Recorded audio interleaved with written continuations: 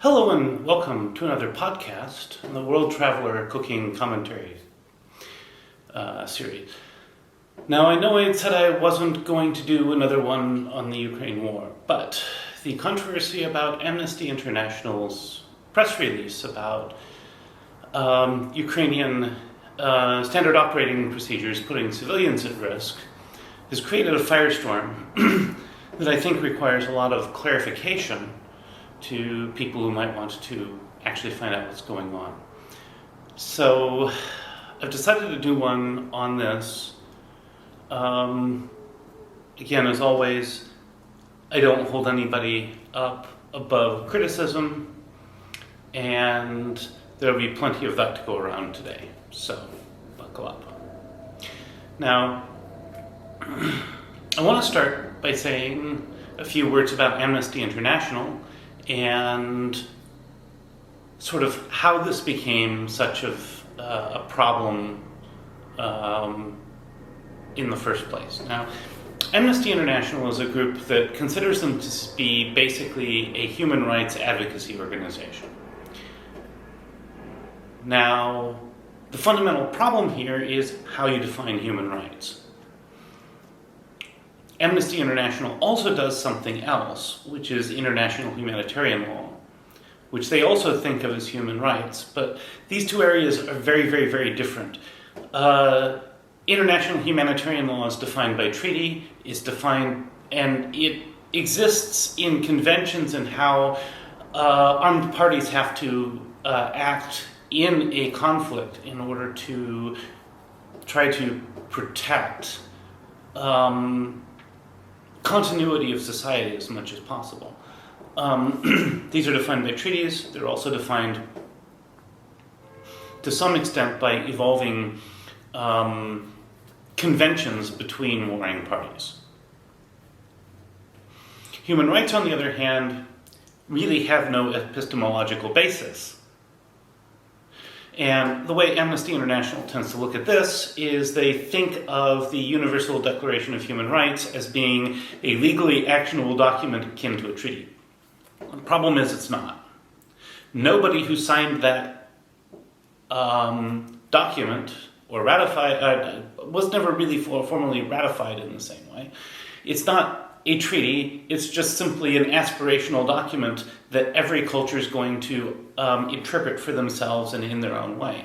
And consequently, what ends up happening is that Amnesty International has their own interpretation of this document that they think is legally binding to everybody, and it's not. So this has led to a credibility problem for the organization because these two areas are not only mixed in their work, they're also mixed in their mind.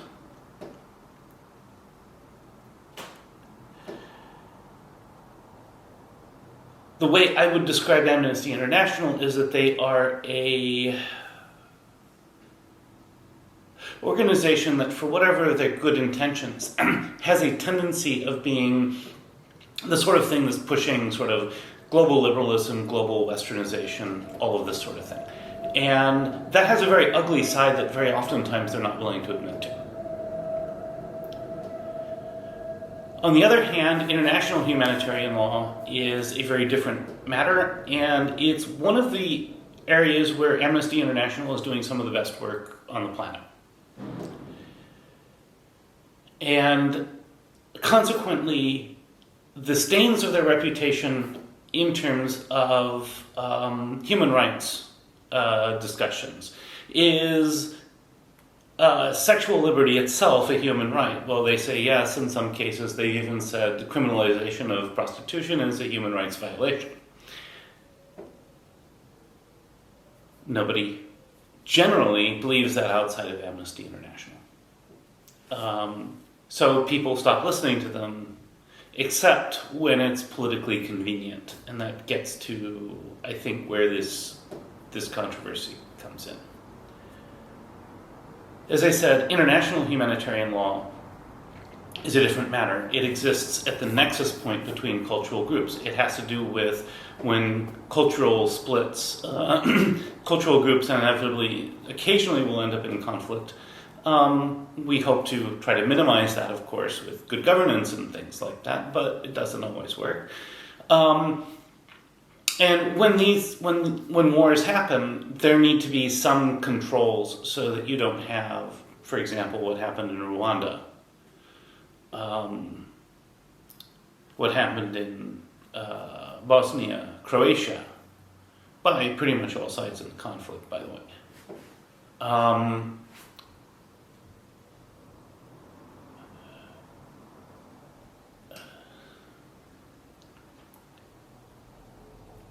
And so, the overall point here is that there are obligations on the part of warring parties to protect civilians. And in some cases, these can be war crimes material. For example, deliberately targeting civilians would be a war crime. Other times, it can be a violation of international humanitarian law without being a war crime. For example, not doing enough to make sure that civilians can easily get out of the way of the armed conflict.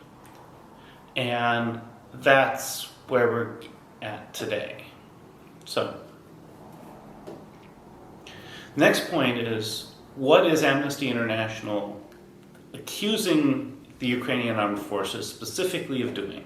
Now, there are a couple of specific accusations in this piece, okay? So one of them is relatively severe.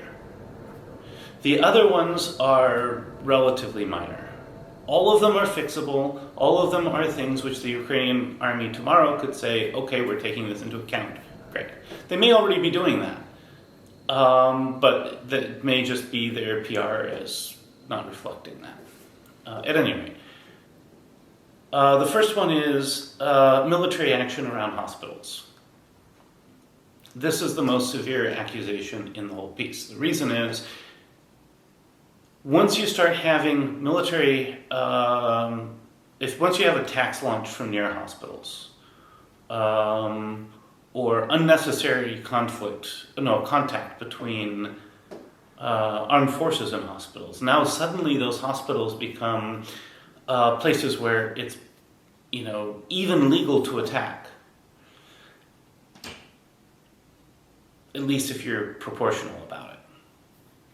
Now, the reason why this is important is that you remember during the siege of Mariupol that the maternity ward at the hospital there was hit by, presumably, and I think almost everybody understands to be, some sort of a Russian bomb or missile attack or something.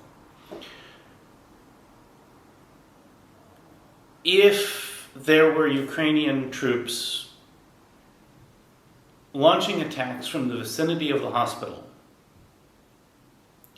that might not necessarily mean that Russia did anything wrong. Okay? Now we've got to go back and we've got to talk about this. Okay? We've got to think about it. Maybe we've got to investigate it and find out what was actually happening. Because the use of hospitals in this way really muddies the water in incidents like that. Then there are some lesser accusations in here. The use of schools, for example, as temporary military installations. Now, the only issue that Amnesty International takes with the use of schools is that very oftentimes there's not notice given properly or efforts to help people, say, move a few blocks away from where the military base is being set up. And that's a pretty minor accusation if you think about it. Okay, you're not going around door to door and saying, hey, we're setting up a military base there. You might want to think about moving. It's a perfectly valid concern, but it's a fairly minor accusation as all things go. It's just simply, they're not hiding it. Nobody's saying they're hiding it. They're just simply maybe not doing enough to make people actually stop and think and maybe, move 100 meters one direction or another.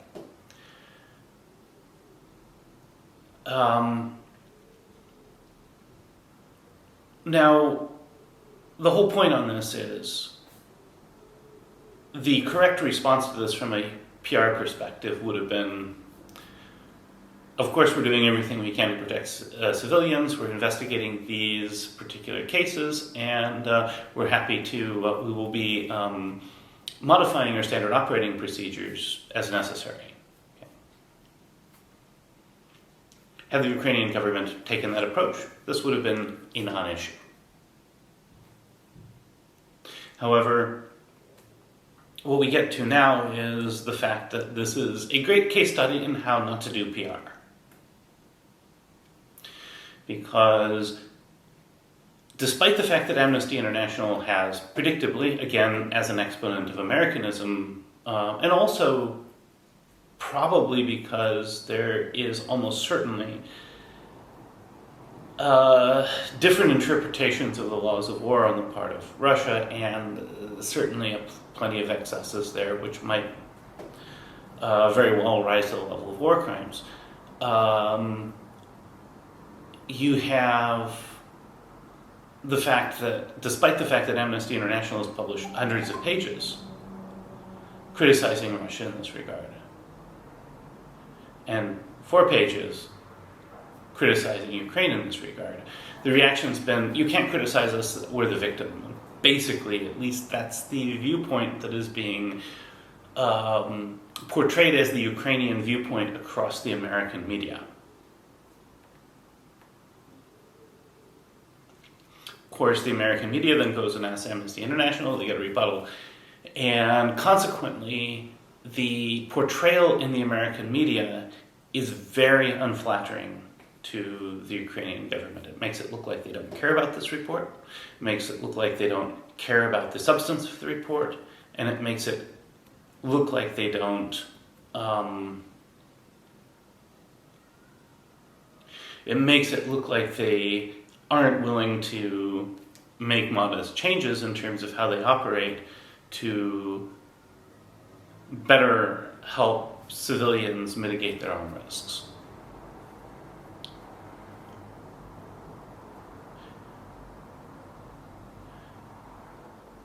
So the Ukrainian government has dramatically misstepped in how they've handled the PR.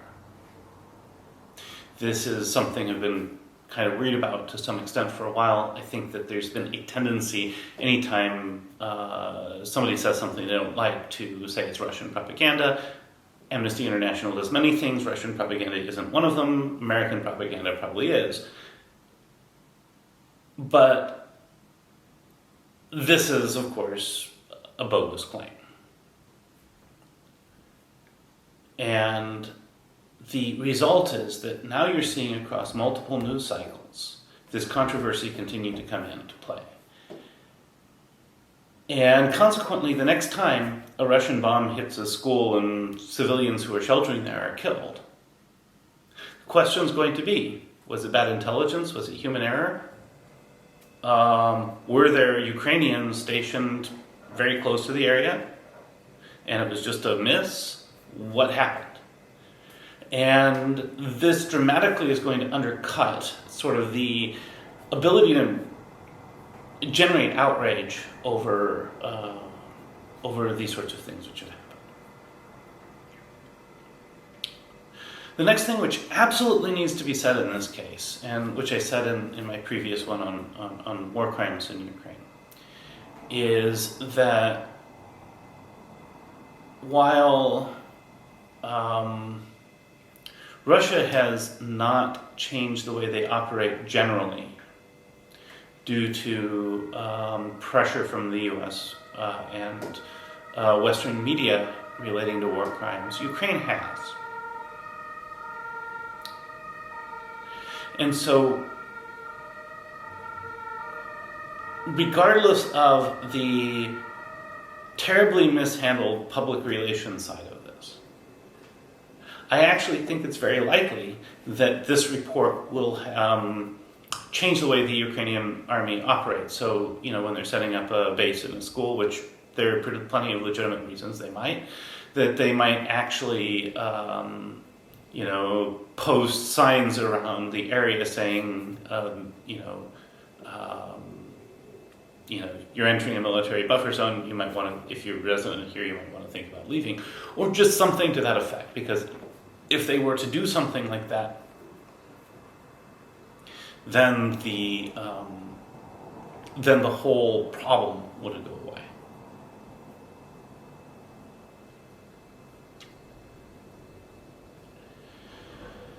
So what I'm trying to get at here is Amnesty International is an organization which has a lot of problems fitting into the world outside of the goal of Western hegemony generally.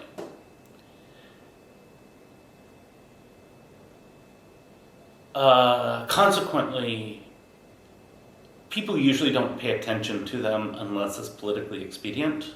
So obviously Russian media, I will assume, has been blasting this report everywhere, but not all the ones where Amnesty International has been critical of Russia.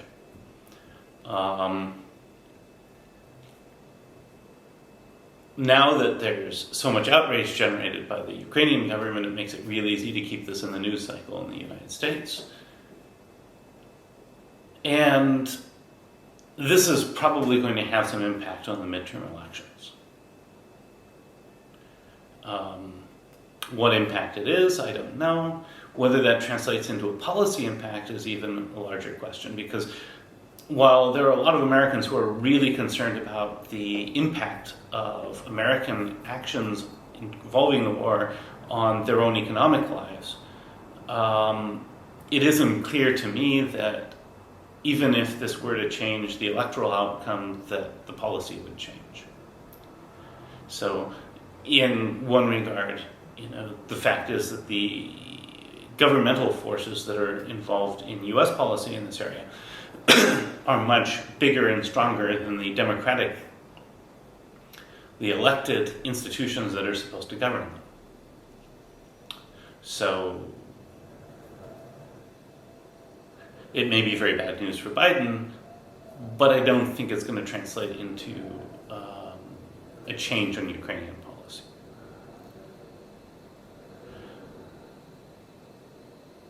But the big thing is the mishandling of the PR side is going to make it harder to maintain a lot of the momentum going forward about things like sanctions. And in some ways, this is going to make it harder to change policy to be more aggressive, as well as probably not really having a big impact on making the policy less aggressive.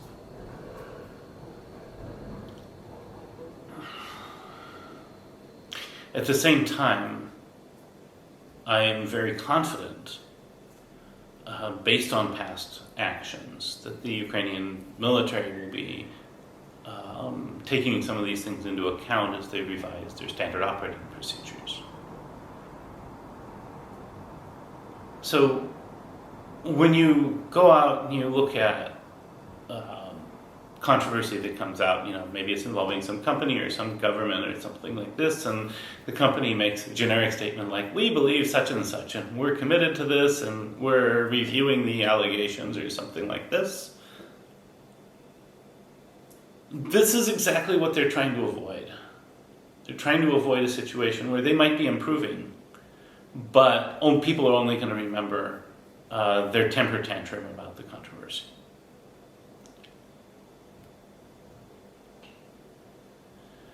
So that's all I have to say about this. My view again is I don't think the Amnesty International report is that damning. I don't think that it deserved the kind of reaction that it got. I think the reaction has caused more harm than the report itself.